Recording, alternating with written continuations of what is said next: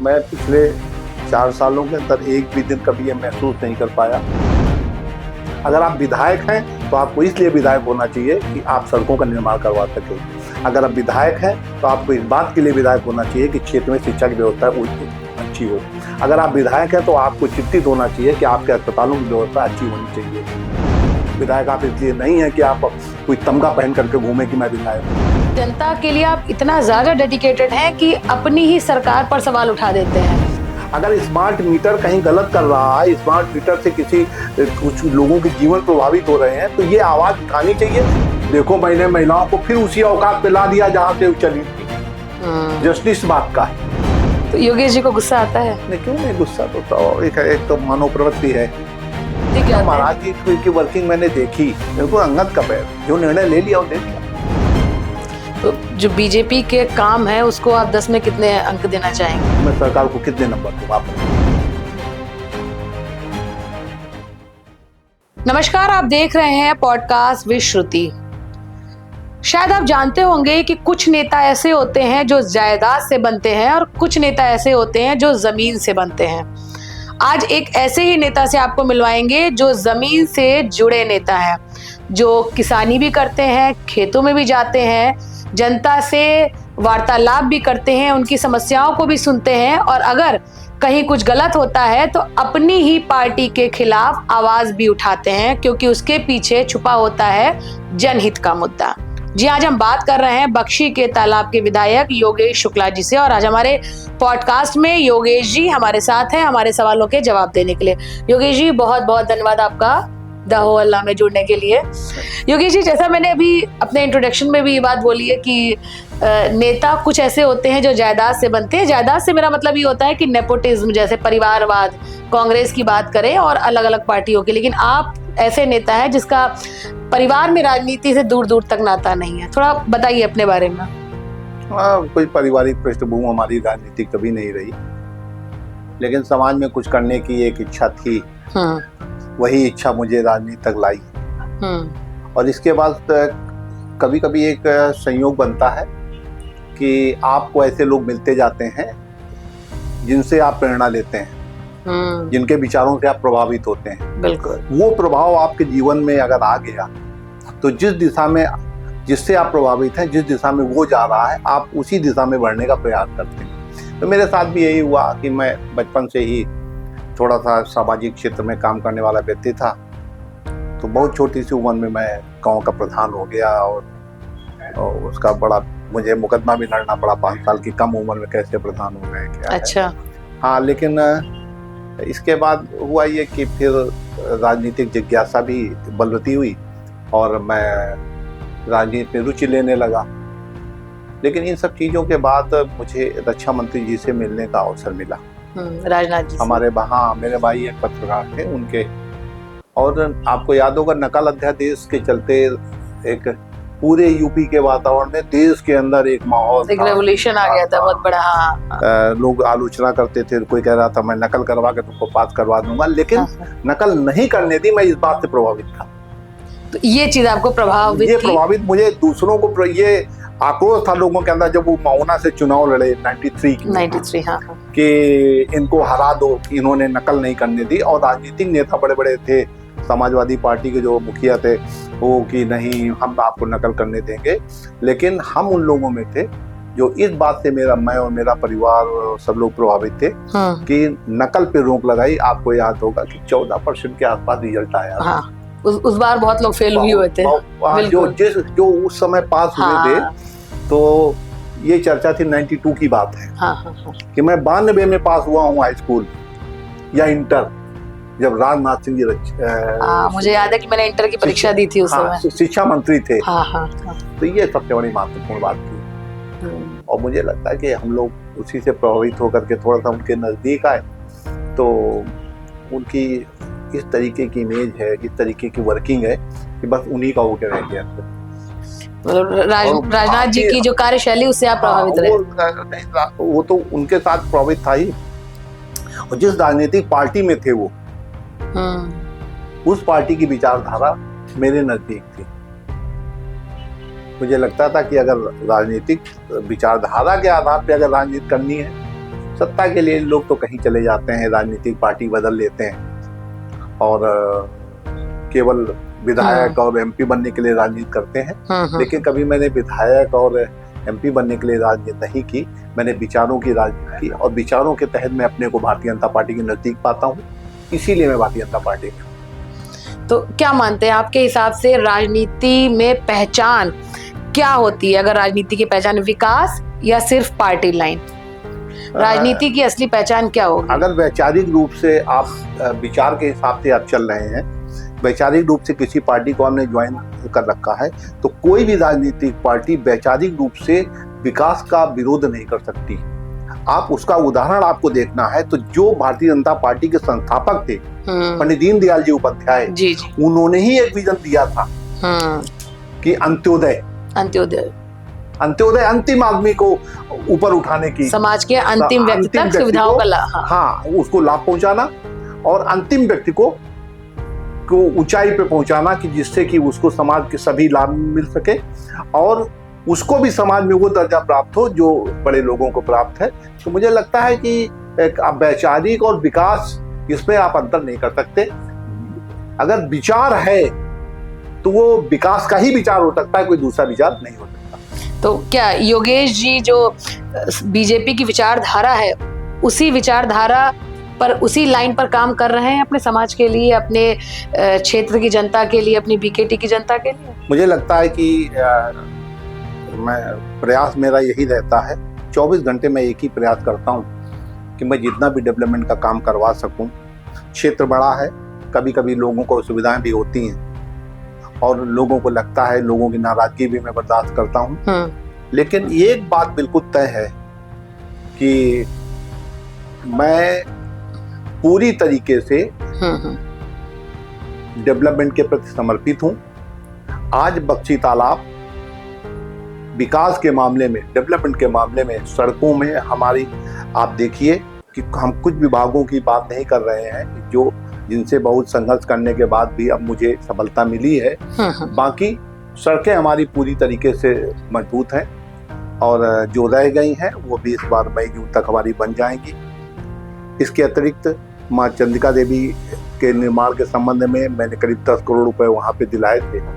तो मेरे दिमाग में यह था कि कोई चंद्रिका देवी दर्शन करने जाता है, जाने के बाद, दर्शन करने के बाद पश्चात अगर वो चाहे कि 5 मिनट वहाँ पे रुक जाए, बिल्कुल, तो उसके पास जगह ही नहीं है ना बैठने की जगह थी और ना टाइम स्पेंड करने के लिए कुछ ऐसा था वहाँ पे कि वो कर सके। तो मैंने करीब 10 करोड़ रुपए मैंने महाराज जी से अनुरोध किया था।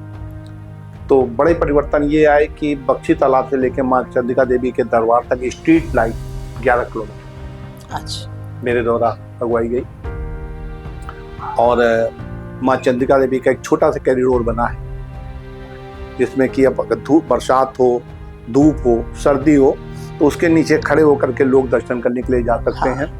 एक घाट मेरे द्वारा बनवाया गया है कि बिल्कुल गोमती नदी के किनारे लोग जा करके बैठ सकते हैं, माँ गोमती के वहाँ पे दर्शन भी कर सकते हैं, स्नान भी कर सकते हैं। और एक पार्क का निर्माण किया गया है जिसमें बैठने की भी व्यवस्था है, झूलों की व्यवस्था है, लोगों के लिए सभी वो सुविधाएं मेरे द्वारा उपलब्ध कराई गई हैं। तो मेरा प्रयास ये रहता है, जैसे हमारे यहाँ बहुत एक अमर शहीद हुए हैं राजा दिग्विजय सिंह जी, उनका स्मारक थोड़ी बदहाल स्थिति में था, उसके लिए भी पिछले साल मुझे पैसा दिया गया है कि किसी तरीके से उसका जीर्णोद्धार कराया जाए। 1 करोड़ रुपया दिया गया है। वो इतने बड़े, उन्होंने शहादत दी थी, अच्छा, अंग्रेजों के खिलाफ लड़ाई लड़के, तो उसके लिए भी और कई जगह पे और भी हम पैसे की व्यवस्था कर रहे हैं कि जिससे कि जो हमारी प्राचीन संस्कृति है, जो हमारी धरोहर है, उनमें भी काम हो सके। जैसे उनई देवी है, क्या बख्शी के तालाब का कुछ डेवलपमेंट नहीं लेकिन अभी हो रहा है, वो जो तालाब जैसा बना हुआ है, कि वो भी एक डेवलपमेंट का ही हिस्सा है। पहले पैसा लगाया जा चुका है क्योंकि तालाब में जिस समय लगाया गया था उस समय की जांच चल रही है। अच्छा, वो जांच पूर्ण हो जाए, हम तालाब में भी, क्योंकि बख्शी तालाब के नाम से ही पूरा वही पहचान है, विधानसभा पहचान है, बिल्कुल। और बख्शी तालाब इतनी इतने उसका जो इतिहास है, आप उसके नजदीक जाएंगे तो आपको लगेगा कि बख्शी तालाब के वास्तव में डेवलप होना चाहिए। तो उसके लिए मैं प्रयत्नशील हूँ, मैं निश्चित तौर पे इस पे करूंगा। अच्छा उमेश जी, आप जिस तरह से आप बता रहे हैं कि आप मॉर्निंग इनटू इवनिंग, आपने बताया भी बातचीत में कि 24/7 आप जनता के कामों के लिए समर्पित रहते हैं, तो क्या लगता है कि आपके हिसाब से विधायक होना आसान है कि जनता की उम्मीदों पर खरा उतरना? क्योंकि पब्लिक एक्सपेक्टेशन बहुत होती है जब आपको कोई अगर जिम्मेदारी दी जाती है। विधायक, मुझे लगता है कि मैं पिछले 4 सालों के अंदर एक भी दिन कभी ये महसूस नहीं कर पाया कि मैं विधायक हूँ। कारण ये है कि जब आप जिम्मेदारियों को महसूस करते हैं तो उसका दबाव इतना ज्यादा होता है कि आपके पास एंजॉय करने जैसी कोई चीज नहीं होती कि मैं विधायक हूँ। अगर आप विधायक हैं तो आपको इसलिए विधायक होना चाहिए कि आप सड़कों का निर्माण करवा सके।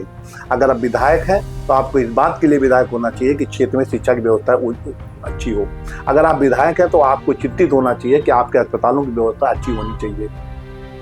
अगर आप विधायक हैं तो आपके क्षेत्र की नहरों में पानी आना चाहिए, किसानों की जन समस्याओं से आपकी खाद की व्यवस्था होनी चाहिए, आपके लिए लोगों के बिजली की सुविधा होनी चाहिए, ट्रांसफार्मर जो बार बार ट्रांसफार्मर जल रहे हैं उनकी क्षमता वृद्धि होनी चाहिए कि लोग रात में आसानी से सो सकें।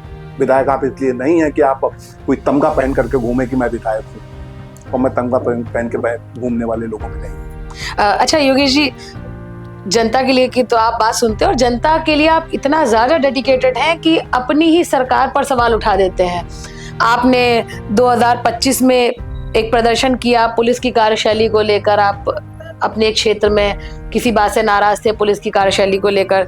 अप्रैल 2026 में आपने स्मार्ट मीटर को लेकर जब कुछ महिलाओं ने घेराव किया तो आपने उनके लिए आप अधिकारियों को भी आपने फटकार लगाई। तो कहीं ना कहीं ये आपकी ये एक वर्किंग लाइन है कि जहां जो गलत होगा उसको मैं बोलूंगा, वो चाहे फिर कोई भी हो सामने वाला। ये मैं सरकार की मंशा के विपरीत नहीं है, ये सरकार की मंशा के अनुरूप है। सरकार की मंशा है कि नीचे वाले व्यक्ति को भी अगर कहीं पे सहूलियत महसूस नहीं होती है, कहीं पे उनको लगता है कि मेरे साथ ज्यादती हो रही है, तो उसके साथ खड़ा होना चाहिए।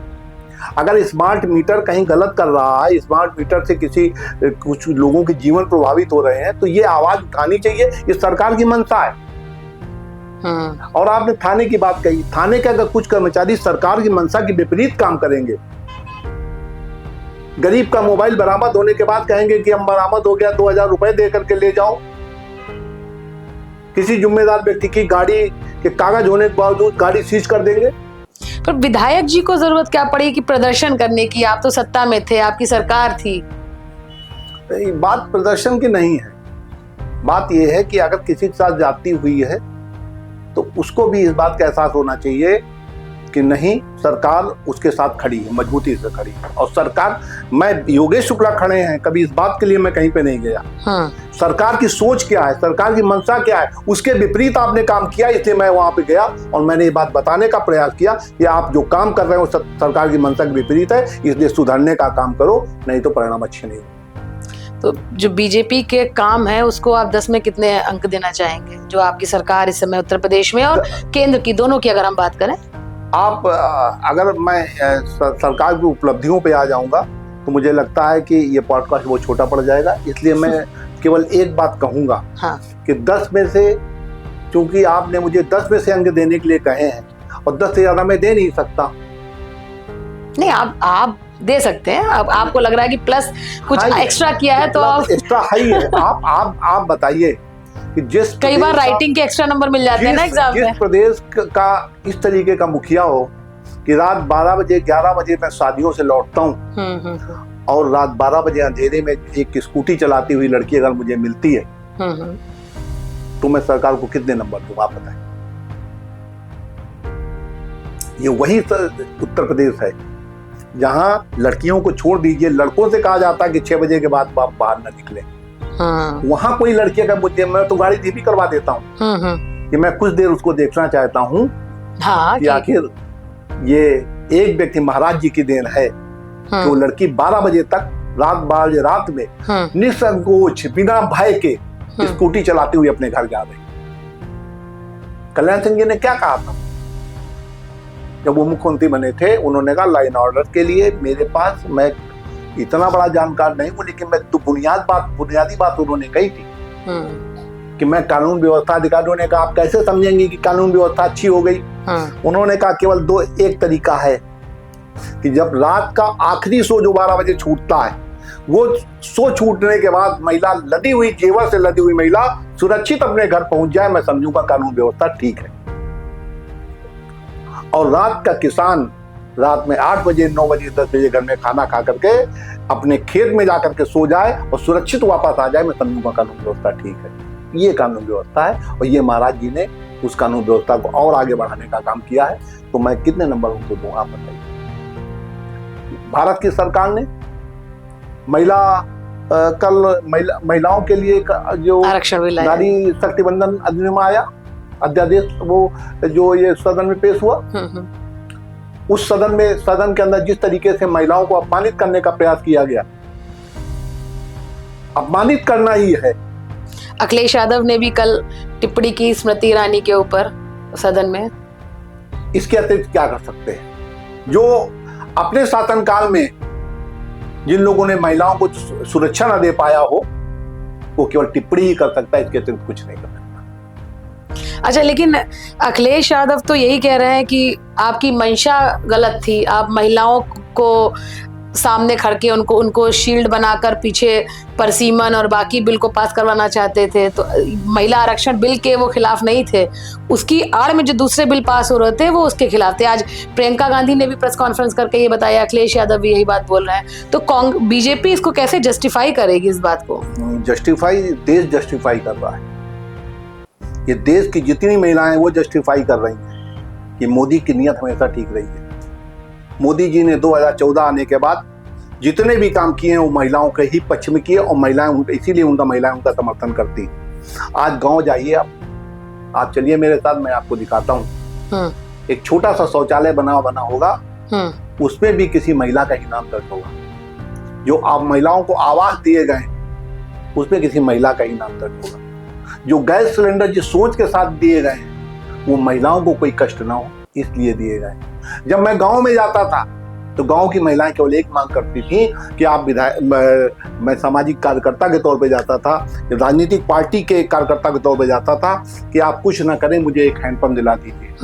आज उनके दरवाजे पे जब वो टोटी खोलती है, मैं किसी घर के बगल से निकलता हूँ और कोई महिला दिख जाती है, मैं पूछता हूँ कि जो ये नल लगा इससे पानी आता है, जब वो सर हिलाती है तो मुझे बड़ी शांति मिलती है। मुझे लगता है कि वास्तव में सरकार ने कुछ किया है।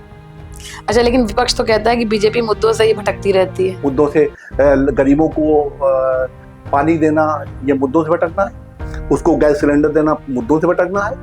5 लाख का बीमार होने के बाद लोगों को 2 रुपए नहीं मिलते थे, 5 लाख का रुपए का आयुष्मान कार्ड देना मुद्दों से भटकना है। कोरोना काल के अंदर कोई भी व्यक्ति, कोई भी बच्चा, कोई भी बुजुर्ग भूख में न सोए, उसको मुफ्त में अनाज देना मुद्दों से भटकना है। किसान सम्मान निधि, होली आती है, दीपावली आती है, किसान के चेहरे मुरझाए रहते हैं कि इस बार कपड़े कैसे आएंगे मेरे बच्चों के,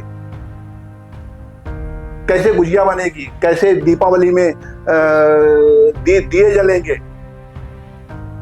और उसी समय योगी सरकार उनको मुफ्त में गैस सिलेंडर दे देती है और जब मोबाइल की घंटी बजती है तो देखता है कि 2000 मोदी जी के आ गए, उससे उनका त्योहार मच जाता है। ये मुद्दों से भटकना है। यही मुद्दे हैं गरीबों के जिन पे खड़ा होना चाहिए और ये कभी खड़े नहीं हुए।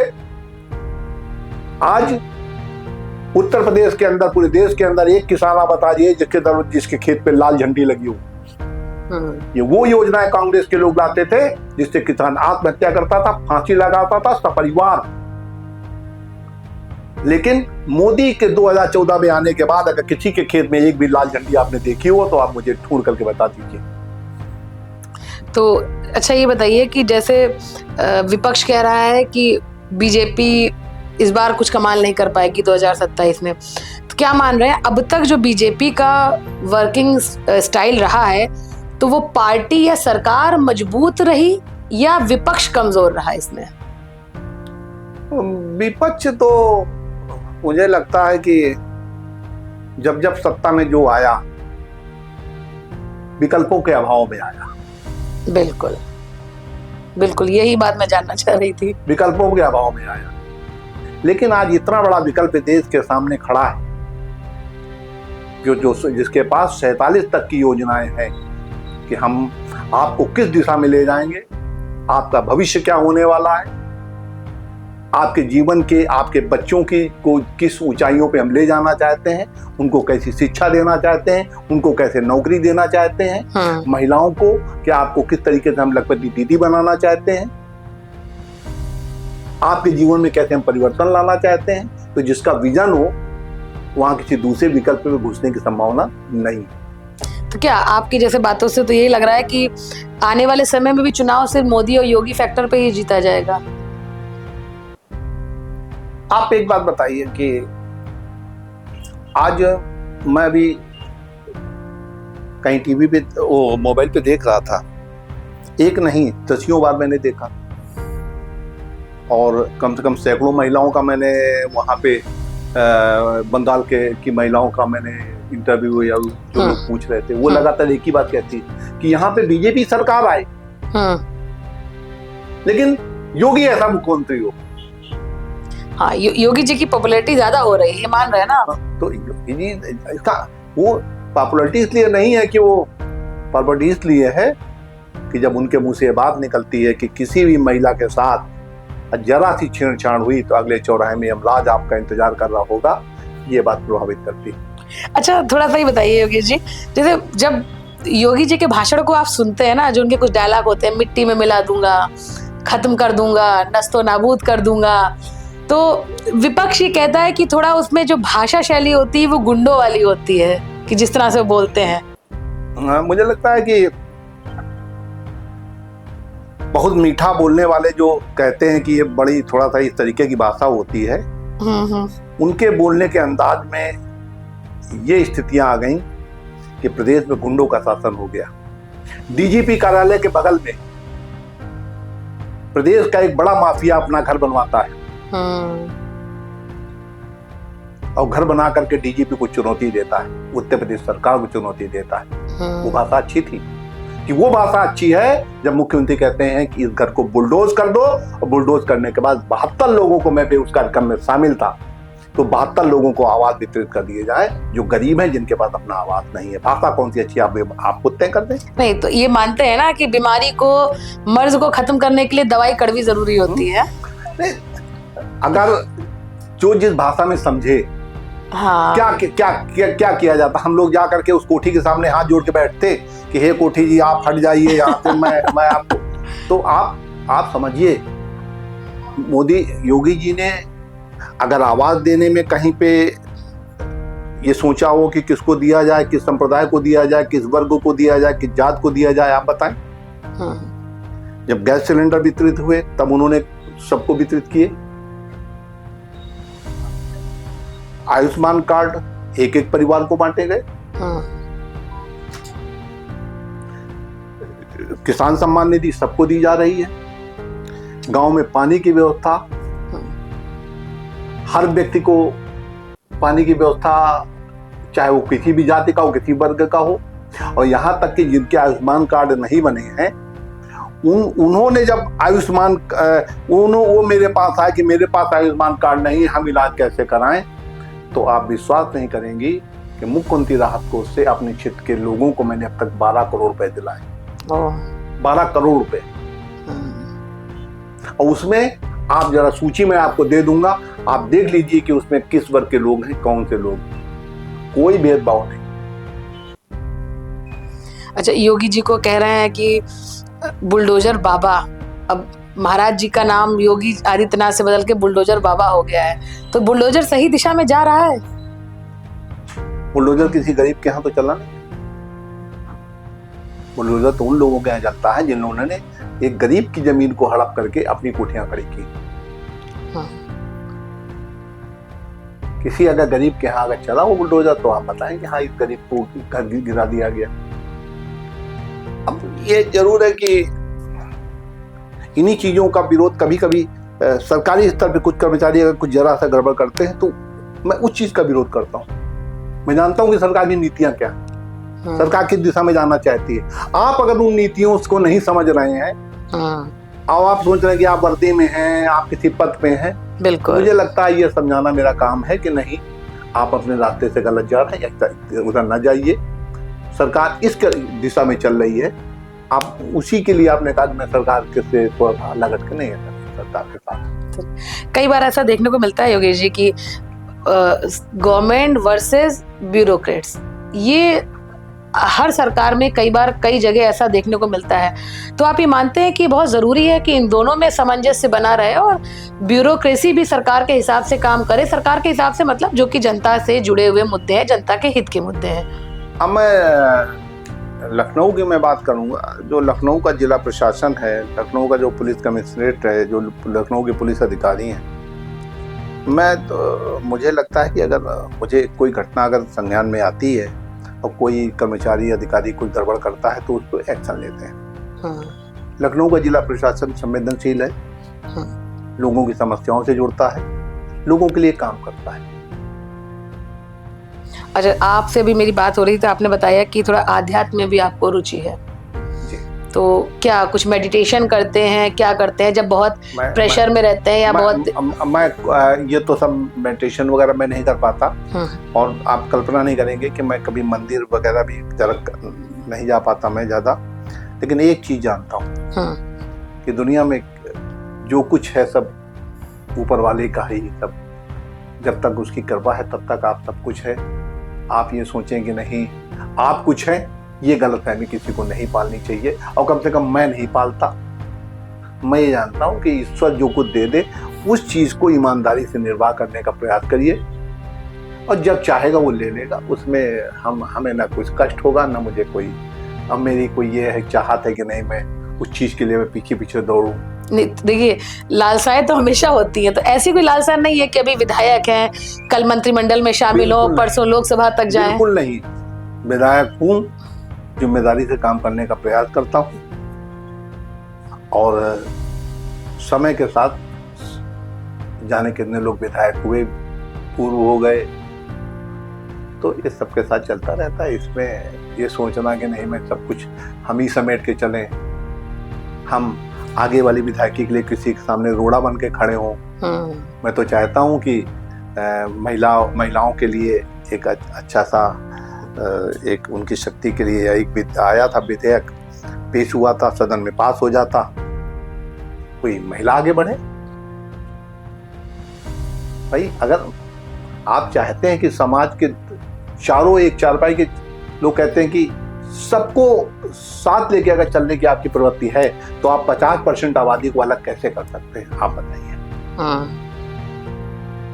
बातें तो आप लंबी लंबी करेंगे, इसके बाद महिलाओं को जब उनको आरक्षण देने का विधेयक पेश होगा तो आपकी मानसिकता उजागर हो जाएगी, आप उसके विरोध में खड़े हो जाएंगे, और इसके बाद सदन में गिराने के बाद आप जश्न मनाएंगे कि देखो मैंने महिलाओं को फिर उसी औकात पे ला दिया जहां से चली थी।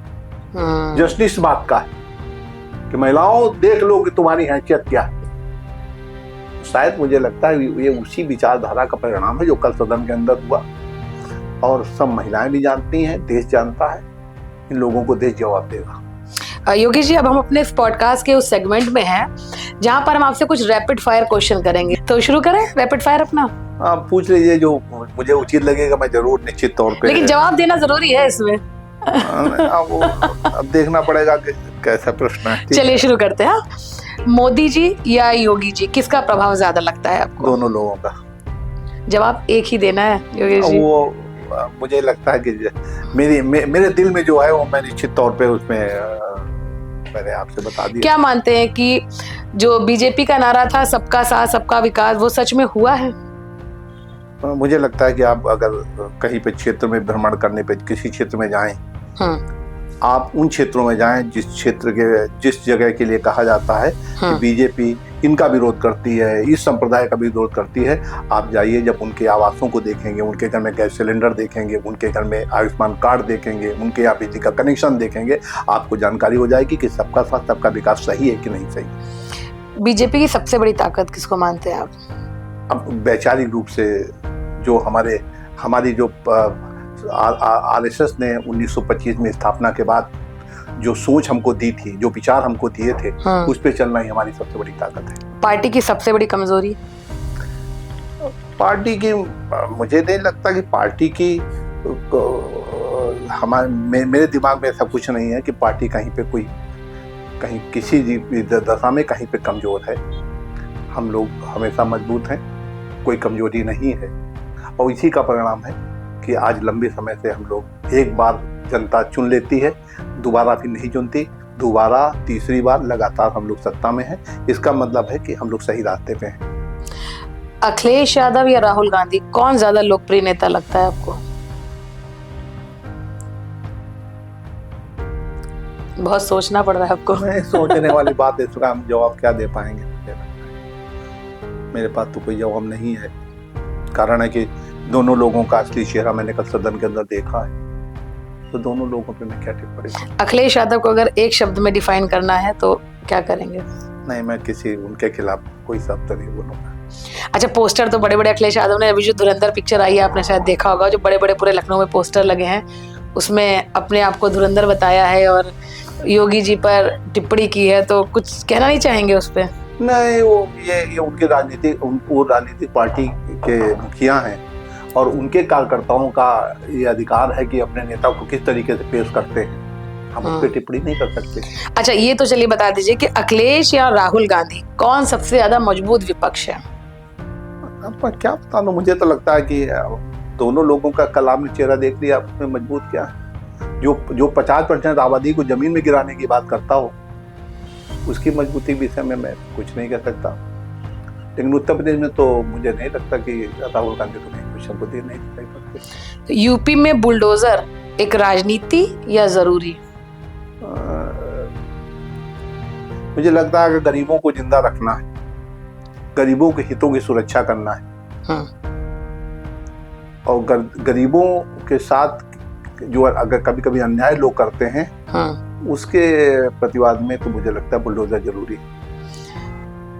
एक ऐसा फैसला जिसको लेकर आपको कभी पछतावा होता है कि आपने ये गलत ले लिया, नहीं लेना चाहिए था? जीवन में बहुत से निर्णय होते हैं जो एक मानव स्वभाव है कि गलतियां करता है। ईश्वर के अतिरिक्त कोई दुनिया में ऐसा नहीं है जो गलती ना करता हो। तो जाने कितनी गलतियां हो जाती हैं, तो कई गलतियां हो गई होंगी। अब उसमें ये जो हो गए उसको पीछे छोड़ करके आगे बढ़ो, बस यही जीवन। राजनीति में कोई एक ऐसा नेता जिसके बयान और जिसकी विचारधारा से आप आज तक सेटिस्फाइड नहीं हुए? बीजेपी के अंदर? नहीं, टोटल राजनीति, चाहे वो कांग्रेस भी हो सकता है, सपा हो सकता है, कोई एक ऐसा नेता राजनीति में जिसकी भाषण, जिसके बयान, जिसकी विचारधारा से आप सेटिस्फाइड नहीं हुए? अरे, विवाद का विषय हो जाएगा ये। नहीं, तो वो कोई भी हो सकता है। वो नाम लेना, मैं थोड़ा सा इन चीजों से बचता हूँ। मैं भी काफी कुछ इस संबंध में स्टडी करता हूँ, तो अगर मैं कुछ कह दूंगा तो फिर बड़े प्रश्न चिन्ह लग जाएंगे कि अब लोग हैं, अपना इस देश के अंदर सबका अधिकार है। अच्छा, योगेश जी को गुस्सा आता है? जिसको चाहो अपना नेता बना लो, जिसको चाहो राष्ट्रपिता बना दो, सब कुछ कर सकते हो। तो योगेश जी को गुस्सा आता है? नहीं, क्यों नहीं? गुस्सा तो एक तो मानव प्रवृत्ति है कि गुस्सा भी आएगा, लेकिन गुस्से को अपने पे नियंत्रित रखने का प्रयास होना चाहिए। कारण ये है कि आप आक्रोशित तो हो सकते हैं, गुस्सा तो आप कर सकते हैं, लेकिन उसके बाद अगर आपने कोई रिएक्शन किया तो फिर लौटने का वक्त नहीं होता। योगेश जी अगर आज विधायक नहीं होते तो क्या होते? मैं तो सामान्य जीवन जी रहा था। मेरा कोई विधायक वगैरह कोई हमारे बहुत ज्यादा वो नहीं है। बस लोगों के साथ मेरा व्यवहार ठीक रहे, ईश्वर मुझे इतनी सद्बुद्धि देता रहे कि मैं लोगों के साथ प्रेम से रह सकूं। सामाजिक लोगों के जो काम हैं उनको करने का साहस मेरे अंदर रहे, मैं करता रहूं, और दो शब्द अगर लोग मुझे कहते हैं उनको बर्दाश्त करने की क्षमता मेरे अंदर बनी रहे, और मैं झुक करके लोगों के सुझावों को स्वीकार करता रहूं कि लोग अगर मुझे चाहे फेसबुक के माध्यम से या किसी सोशल मीडिया के माध्यम से मेरी आलोचना करते हैं, उसको मैं सुझाव ही मानूं ये क्षमता मेरे अंदर बनी रहे, बस यही। यूजीसी बिल जो आया है वो बीजेपी के लिए फायदेमंद या नुकसानदायक? यूजीसी बिल के संबंध में सुप्रीम कोर्ट ने एक जजमेंट दिया है। मुझे लगता है कि कोई भी छात्र किसी वर्ग का हो और किसी के साथ ज्यादती होती है तो मुझे लगता है उसकी बात को गंभीरता से सुनना चाहिए, चाहे पिछड़े वर्ग का हो चाहे दलित वर्ग का हो। अगर सामान्य लड़कों के साथ भी कोई ज्यादती हो जाती तो उसको भी अपनी बात कहने का अधिकार दे दो, बस इतनी ही बात। अच्छा, 2027 के चुनाव को लेकर योगेश जी अपनी क्षेत्र की जनता से कितना संतुष्ट है? क्या आपको लग रहा है आपने जितने काम अब तक किए हैं जनता आपसे खुश है? मेरा केवल काम करने का है कि मैं प्रयास करता हूं कि मैं काम करूं, और सेटिस्फेक्शन जो है क्योंकि एक इस तरीके के क्षेत्र मुझे मिला कि जिसमें कि विस्तारित क्षेत्र बहुत है, बहुत बड़ा विस्तारित क्षेत्र है। मैं 2 सड़कें बनाता हूं और 4 सड़कों भर के लोग रोज सड़कों भवनों का निर्माण हो जाता है। कारण ये है कि लखनऊ एक ऐसी जगह है जहाँ पे अच्छी शिक्षा व्यवस्था है, अच्छे अस्पतालों की व्यवस्थाएं हैं, सड़कें अच्छी हैं, बिजली अच्छी है, पानी अच्छा है। तो लोग चाहते हैं कि उनके बच्चे यहाँ लखनऊ में रह के पढ़ें, वो नौकरी कहीं करने जाएं। तो उसमें विस्तारित क्षेत्र आता है, हर आदमी एलडीए के जमीन नहीं ले सकता। हाँ बिल्कुल। तो वो लोग चाहते हैं कि हम कहीं पे सस्ती जमीन लेकर के हम अपना आवास बना लें, अब परिवार को इस्टेब्लिश कर दें लखनऊ में। इसके बाद नौकरी करने के लिए वो चाहे नोएडा जा जाएं, चाहे गोरखपुर चाहे कहीं चले जाएं और हफ्ते में अपना 1-2 दिन के लिए आ जाएं। लेकिन इसके बाद जो प्रॉपर्टी डीलर हैं उनसे वादा करते हैं कि हम आपको सब कुछ देंगे, ये देंगे, वो देंगे, सब कुछ देंगे, लेकिन देते तो कुछ नहीं। वो देने की जिम्मेदारी मेरी। लेकिन क्षेत्र बड़ा है तो जिस गति से मैं करना चाहता हूँ वो गति मेरी स्लो हो जाती है।